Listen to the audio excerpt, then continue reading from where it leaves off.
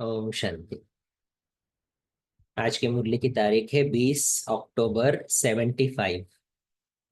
20 अक्टूबर 75। मुरली का टाइटल है सर्व प्राप्तियों को सहेजने का सहज साधन परहेज। सर्व प्राप्तियों को सहजने का माने सहज एक्सपीरियंस करने का सहज साधन क्या? परहेज। सर्व प्राप्तियों और शक्तियों का सहज अनुभव कराने वाले रूहानी शिव पिता बोले, अपने को मास्टर ऑलमाइटी अथॉरिटी समझते हो? बाप द्वारा जो सर्व शक्तियों की, सर्व नॉलेज की, स्व पर राज्य करने की और विश्व पर राज्य करने की अथॉरिटी मिली है, उस अथॉरिटी को कहाँ तक स्वरूप में लाया है? कौन सी अथॉरिटी मिली है बाबा के द्वारा हमें? सर्व शक्तियों की, सर्व नॉलेज की, स्व पर राज्य करने की और विश्व पर राज्य करने की। बाबा कहते हैं जो अथॉरिटी मिली है उसको कहाँ तक स्वरूप में लाया है? ये रूहानी नशा निरंतर बुद्धि में रहता है। सारे दिन के अंदर स्व पर राज्य करने की अथॉरिटी कहाँ तक प्रैक्टिकल में रहती है, ये चेक करते हो? स्व पर राज्य करने की अथॉरिटी बाबा कहते कहाँ तक सारे दिन में प्रैक्टिकल में रहती है, ये चेक करते हो? नॉलेज की अथॉरिटी से पावरफुल स्वरूप कहाँ तक रहता है? सर्व प्राप्त हुई शक्तियों की अथॉरिटी माया जीत व प्रकृति जीत बनने में कहाँ तक प्रैक्टिकल में अनुभव होती है? तो जो बताया बाबा ने, चार अथॉरिटीज का मालिक हम बने हैं, तो उसको चेकिंग, जैसे विश्व का राजा तो बनने वाले हैं, तो ये नशा। फिर स्वराज्य के लिए बाबा कहते कितना स्व पर राज्य करना प्रैक्टिकल में है। फिर नॉलेज की अथॉरिटी से पावरफुल कितने हैं। और फिर सर्व शक्तियों की अथॉरिटी से माया जीत व प्रकृति जीत बनने में कहाँ तक प्रैक्टिकल अनुभव होता है? जब जिस शक्ति द्वारा जो कार्य कराना चाहो वही कार्य सफलता रूप में दिखाई दे, ऐसे अथॉरिटी अनुभव करते हो? बेहद का बाप सभी बच्चों को आप समान ऑल माइटी अथॉरिटी बनाते हैं, तो बाप समान बने हो? कहाँ तक बने हैं, ये चेकिंग करना आता है? कई बच्चे बाप दादा से रूह रिहान करते हुए ये एक बात बार बार कहते हैं कि चेक करते हैं लेकिन अपने को चेंज नहीं कर पाते। मेजॉरिटी आत्माओं की कंप्लेंट क्या है? हम चेक तो करते हैं, हम यहाँ गलत है, ये राइट नहीं हो रहा है, ये संस्कार इमर्ज हो रहा है, लेकिन चेंज नहीं कर पाते हैं। जानते हैं, मानते हैं और सोचते हैं, लेकिन कर नहीं पाते। युक्ति चलाते हैं, बाबा ने जो युक्तियां दी है, कहीं पर बाबा कहता है बाबा के गीत सुनो, कहीं पर बाबा कहता है बाबा से रूह रियान करो, सर्व रिश्तों की अनुभूति करो। अनेक युक्तियां दी है ना बाबा ने। तो बाबा कहते युक्ति चलाते हैं लेकिन मुक्ति नहीं पाते हैं, तो उसके लिए क्या करें? बाबा ये सब ट्राई कर लिया, मुरली भी 10 बार पढ़ ली, फिर भी ये आदत जाती ही नहीं है। तो बाबा कहते उसके लिए क्या करें? तो बाबा उसका कारण बता रहा है। इसका कारण एक छोटी सी गलती व भूल है जो इस भूल भुलैया के चक्कर में लाती है। वो क्या है? जैसे दवाई चाहे कितनी भी बढ़िया हो और अपना डोज भी ले रहे हो, डॉक्टर के पास जाते हैं तो दवाई भी लेते हैं, डोज भी लेते हैं, माना रेगुलर डोसेज भी ले रहे हैं, लेकिन एक बार भी, बहुत इंपॉर्टेंट पॉइंट बाबा बता रहा है, एक बार भी परहेज में से कोई एक वस्तु स्वीकार कर ली व जो स्वीकार करनी थी वो नहीं की, तो दवाई द्वारा व्याधि से मुक्ति नहीं पा सकते हो। ये वंडरफुल बात।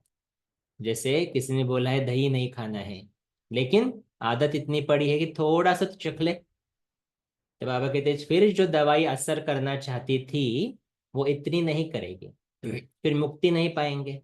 इसी प्रकार यहाँ भी नॉलेज रूपी दवाई लेते हैं, अर्थात नॉलेज को बुद्धि में दौड़ाते हैं कि ये यथार्थ है या ये अयथार्थ है, ये करना चाहिए या ये नहीं करना चाहिए, ये रॉन्ग है या ये राइट है, और ये हार है या जीत है, ये सब समझ बुद्धि में है। अर्थात समय प्रमाण दवाई का डोज ले रहे हैं, रूह रिहान कर रहे हैं, क्लास कर रहे हैं, सेवा कर रहे हैं, और ये सब डोज ले रहे हैं। हम्म? मेरा अमृत वेला कभी मिस नहीं होता, मेरी मुरली कभी मिस नहीं होती, नुमाशाम मिस नहीं होता, मैं एक्स्ट्रा मुरली का अभ्यास कर रहा हूँ, मैं क्लास सुन रहा हूँ, मैं सेवा में भी सेंटर में पार्टिसिपेट कर रहा हूँ। लेकिन बाबा ये जो आदत है ना बहुत डीप रूटेड, वो जाती नहीं है। तो बाबा कहते हैं देखो ये सब डोज ले रहे हैं, लेकिन अभी सुनो ध्यान से, जो पहली पहली परहेज व मर्यादा है, एक बाप दूसरा न कोई, इसी स्मृति में और समर्थि में रहना, ये मूल परहेज निरंतर नहीं करते हैं, और ही कहीं ना कहीं अपने को ये कहकर धोखे में रखते हैं कि मैं तो हूं ही शिव बाबा का, और मेरा तो है ही कौन। लेकिन प्रैक्टिकल में ऐसा स्मृति स्वरूप हो जो संकल्प में भी एक बाप के सिवाय दूसरा कोई व्यक्ति, वैभव, संबंध, संपर्क व कोई साधन स्मृति में न आए, ये है कड़ी अर्थात मुख्य परहेज। हम्म? इसलिए तो बाबा क्या कहता है, सभी देह और देह के संबंधों को भूल मामेकम याद करो। साकार मुरली में भी रोज आता है ये, फिर भी ये परहेज हम नहीं करते हैं, इसलिए वो आदतें, वो डीप रूटेड संस्कार परिवर्तन नहीं होते हैं। तो बाबा कहते इस परहेज में अलबेले होने के कारण, मनमत के कारण, थोड़ा तो चलता है, वातावरण के प्रभाव के कारण या संग दोष के कारण निरंतर नहीं रह सकते। जितना अटेंशन देना चाहिए उतना नहीं देते हैं। कितनी वंडरफुल बात है। और सबसे बड़ा प्रॉब्लम ही ये है कि हम कलयुग को अभी भी पसंद करते हैं कहीं ना कहीं, इसलिए तो बार बार बुद्धि में दौड़ाते रहते हैं। और कलयुग को पसंद करना माना कलयुगी आत्माओं को बार बार याद रखना, कलयुगी वस्तुओं में एडिक्शंस रखना, कलयुगी देह में फंसना। और इसलिए बाबा कहते हैं यही मेन जो परहेज है उसमें अलबेले बन जाते हैं। जितना अटेंशन देना चाहिए उतना नहीं देते हैं, अल्पकाल के लिए फुल अटेंशन रखते हैं, फिर धीरे धीरे फुल खत्म हो, अटेंशन हो जाता है। फुल अटेंशन नहीं, अभी सिर्फ अटेंशन। फिर उसके बाद अटेंशन अनेक प्रकार के टेंशन में चला जाता है। परिस्थितियों व परीक्षाओं के वश अटेंशन बदल टेंशन का रूप हो जाता है। इसी कारण जैसे स्मृति बदलती जाती है तो समर्थि भी बदलती जाती है। ऑल माइटी अथॉरिटी के बदले माया के वशीभूत होने के कारण वशीकरण मंत्र काम नहीं करता। हूं तो मैं मास्टर सर्वशक्तिवान, रिपीट भी करेंगे, मैं मास्टर सर्वशक्तिवान, मास्टर सर्वशक्तिवान। लेकिन बाबा कहते माया ने ऑलरेडी आपको वश कर दिया है, इसलिए वो मंत्र काम नहीं करता। अर्थात युक्ति मुक्ति नहीं दिलाती। और फिर चिल्लाते हैं कि चाहते भी है, फिर क्यों नहीं होता। रियलिटी बाबा बता रहे हैं आज, बाबा के बच्चों का पुरुषार्थ और उसमें सक्सेस क्यों नहीं मिल रहा है, उसकी रियलिटी है ये।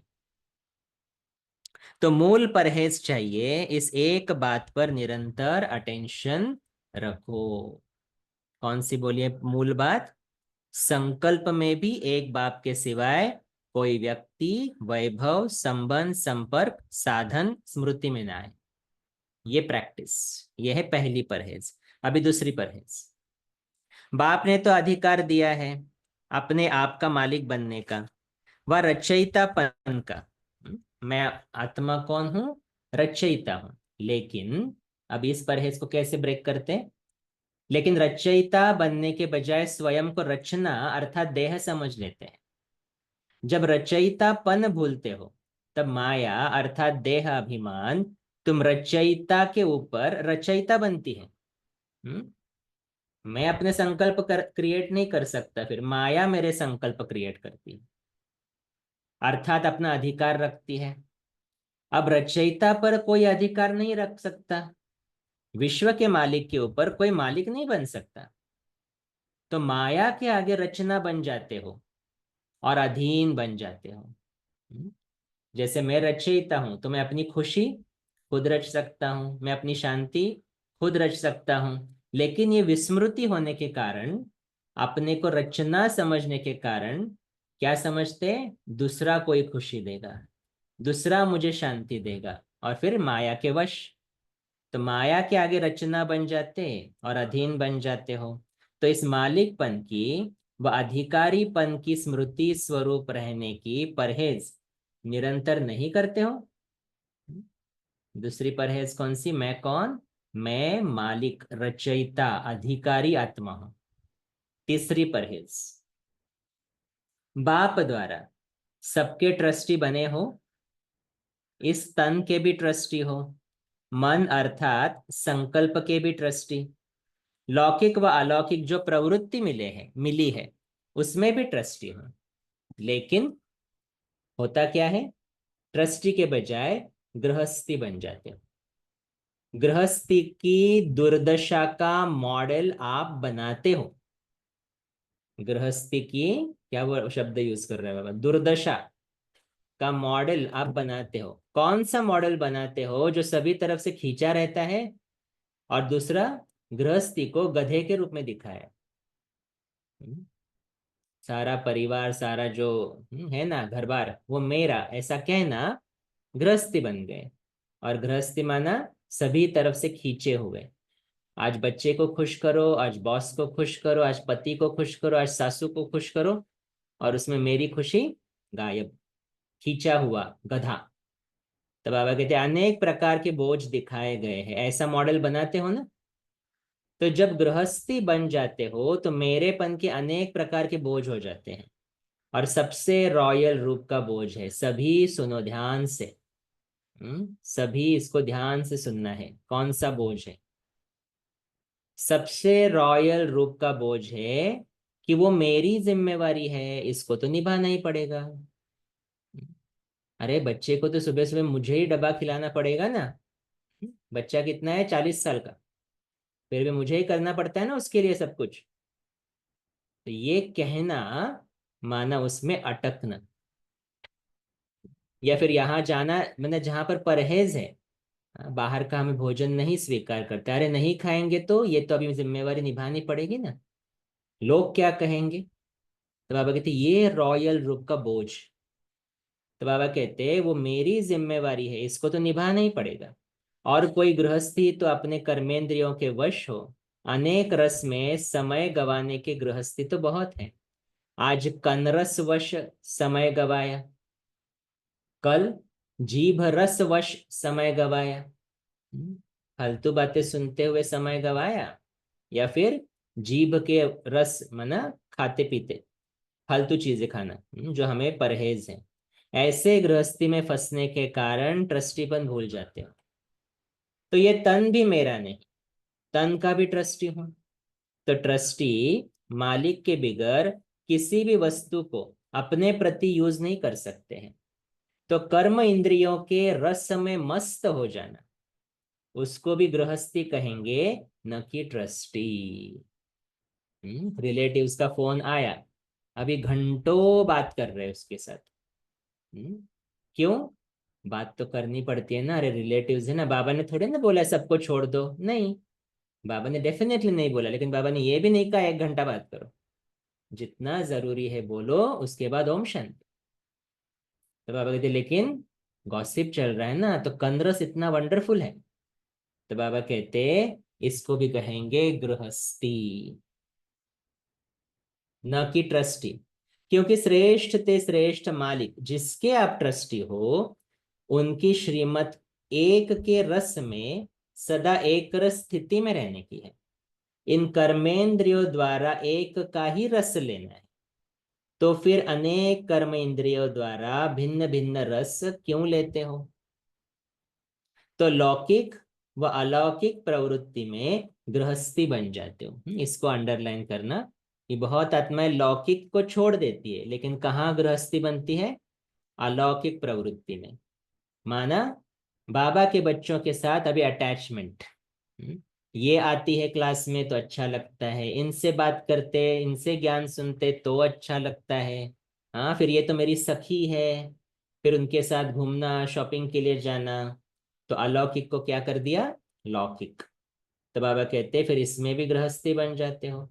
इसलिए अनेक प्रकार के बोझ जिसके लिए बाप डायरेक्शन देते हैं कि सब मेरे को दे दो, वो बोझ कार्य ही अपने ऊपर उठाए। बोझ धारण करते हुए उड़ना चाहते हो, लेकिन कर नहीं पाते हो। बोझ भी पकड़े और उड़ना भी चाहते हैं। हाँ, बाबा के बच्चों के साथ ज्यादा टाइम बिता रहे हो, इधर उधर की बातें भी हो रही है, अलौकिक परिवार में भी गड़बड़ चल रही है, और चाहते क्या है? परफेक्ट बने। बाबा कहते हो ही नहीं सकता है, बोझ उठा रहे हो। तो इस परहेज की कमी के कारण युक्ति चलाते हो, लेकिन मुक्ति नहीं पाते हो। तो कौन सी 3 परहेज बोलिए बाबा ने? पहला तो देह और देह के संबंधों को भूल, मामेकम याद करो। संकल्प में भी कोई व्यक्ति, वस्तु, वैभव, साधन आकर्षित न करे, ये पहली परहेज। दूसरी परहेज, अपने को अधिकारी समझो, रचयिता समझो, रचना नहीं समझो, तो माया के वश नहीं होंगे। और तीसरा, ट्रस्टी, तन का भी ट्रस्टी, मन का भी ट्रस्टी। तो बाबा कहते हैं अगर ये परहेज नहीं है तो मुक्ति नहीं मिल सकती। बाप दादा को भी ऐसे बच्चों पर तरस पड़ता है। मास्टर सागर और एक अंजलि के प्यासे हैं। कहने के लिए क्या? मैं मास्टर शांति का सागर हूँ, मैं मास्टर पवित्रता का सागर हूँ, और एक अंजलि के प्यासे हैं, अर्थात योग और ज्ञान द्वारा जो अनुभव की प्राप्ति होती है, उस अनुभव की अंजलि के प्यासे हैं। इसीलिए अब परहेज को अपनाओ तो सर्व प्राप्तियां सदा अनुभव हो। सर्व प्राप्तियों की प्रॉपर्टी के मालिक ऐसे, बालक सो मालिक, प्राप्ति से वंचित हो। कहने के लिए बाबा की सर्व प्रॉपर्टी का मैं मालिक, लेकिन अनुभूति नहीं है, प्राप्ति से वंचित। ये तो बाप से भी नहीं देखा जाता। कैसे लगता होगा ना उस पिता को कि उसको मालूम है मेरे पास करोड़ों की प्रॉपर्टी है, और बच्चे को भी मालूम है मेरे पिता के पास करोड़ों की प्रॉपर्टी है, लेकिन बच्चा ऐसा बुद्धू है जो उसको यूज ही नहीं कर पा रहा है, और 10 रुपये के लिए बाहर मांग रहा है कि मुझे 10 रुपए दे दो ना, 10 रुपए दे दो। उस बाप को कितना दुख होगा। और यही बाबा के बच्चे कर रहे हैं। किसी ने किसी से नहीं तो बाबा से क्या? बाबा थोड़ी शांति दे दो, बाबा ये प्रॉब्लम सॉल्व कर दो। तो ये तो बाप से भी नहीं देखा जाता। तो अब 63 जन्मों के गृहस्थीपन के संस्कार छोड़ो, तन और मन के ट्रस्टी बनो। सब बाप की जिम्मेवारी है। अंडरलाइन, इसको घर में लिख कर रखना है कहीं पर। सब बाप की जिम्मेवारी है, मेरी जिम्मेवारी नहीं। बच्चे की जिम्मेवारी किसके ऊपर है? बाप के ऊपर। सक्सेस मिलना है किसी प्रोजेक्ट में, ऑफिस में, किसके ऊपर जिम्मेवारी है? बाबा के ऊपर। मेरे ऊपर एक भी जिम्मेवारी नहीं। तो बाबा कहते हैं सब बाप की जिम्मेवारी है, मेरी जिम्मेवारी नहीं। इस स्मृति से हल्के बन जाओ, तो फिर जो सोचोगे वही होगा। और फिर हाई जंप लगाएंगे तो ये रोना चिल्लाना रूह रिहान में परिवर्तन हो जाएगा। बाबा को भी ख्याल लगता होगा ना, योग में बैठते और रोते चिल्लाते हैं, तो बाबा कहते फिर ये रूह रिहान, चिट चैटिंग में परिवर्तन हो जाएगा। रूह रूहान द्वारा रूहों में राहत भर सकेंगे, नहीं तो कभी अपनी शिकायतें और कभी परिस्थितियों की शिकायतें, इसमें ही रूह रिहान का समय समाप्त कर देती है। तो अब शिकायतों को रूहानियत में बदली करो, तब संगम युग के सुखों को अनुभव करेंगे। समझा? ऐसे सदा रूहानियत में रहने वाले, कदम कदम पर श्रीमत पर चलने वाले, ऐसे आज्ञाकारी, फरमान बरदार, और हर फरमान को स्वरूप में लाने वाले, ऐसे बाप के प्रिय ज्ञानी तु आत्माएं और योगी तु आत्माएं बच्चों को बाप दादा का याद प्यार और नमस्ते। अच्छा, ओम शांति। और हम रूहानी बच्चों की भी रूहानी बाप दादा को याद प्यार और नमस्ते। नमस्ते, शुक्रिया बाबा, शुक्रिया। ओम शांति।